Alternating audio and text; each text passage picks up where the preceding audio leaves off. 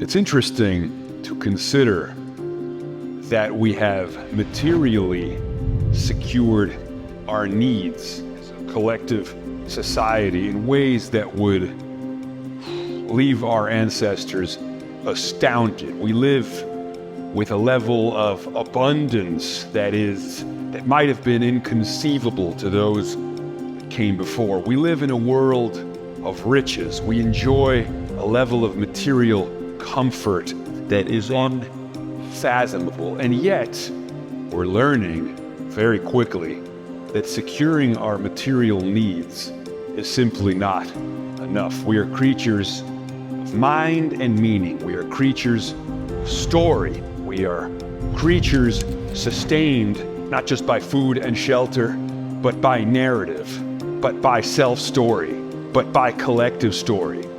And so as our self-stories and our collective stories fracture underneath our feet, we're feeling increasingly adrift. We're feeling increasingly lost. We're feeling increasingly like we're losing our marbles, and we are losing our marbles, and the material comforts simply are not enough. I'm talking about the mental health crisis that has really characterized this moment in the 21st century. According to the World Health Organization, more people die by suicide than die from natural disasters and armed conflict combined. So people are taking their own lives in numbers greater than what we're seeing in war zones. So the real existential danger for the average individual in the Western world is his own mind. And the tools that we have been using, the tools we have been deploying to sustain this 21st century normal, as Jamie Wheal calls it, is simply sickening us even more. Psychiatry isn't working. Psychotherapy needs to be upended. Enter psychedelics.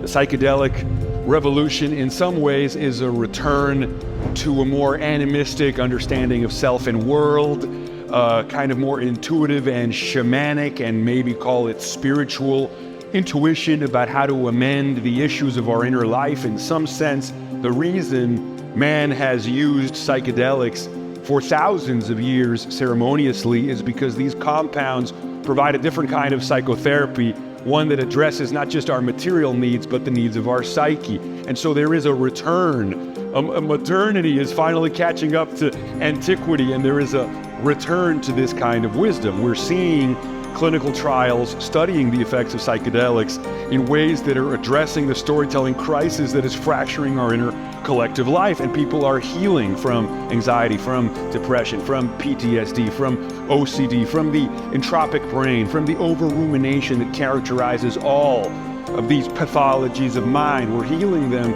all together in a whole new way that can scale. This is the psychedelic revolution. And there's a lot of players in this space. There's a lot of people trying to change the world by implementing new scaffoldings, building new infrastructure where we can address the spiritual crisis of our time using psychedelics and using science, right? Coupling those worlds together, using that indigenous wisdom and intuition and scaling it using the tools of infrastructure and potentially even capitalism at its best. It's a revolution of the mind that could potentially allow us to finally up-level ourselves in a whole new way. As Jamie Wheal famously said, maybe we can render ourselves whole, and then maybe we can render ourselves holy. Or as Houston Smith said, maybe we can turn those passing illuminations, those moments of understanding, into abiding light. We can finally turn ourselves into something that can heal.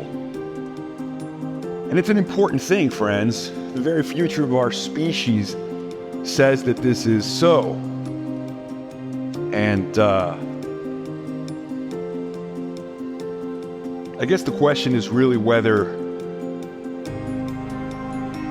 we're willing to step up to the plate together, to put our resources, to deliberately work together, come together, deploy the tools, the resources at the scale that can address this crisis in a way that can help everyone.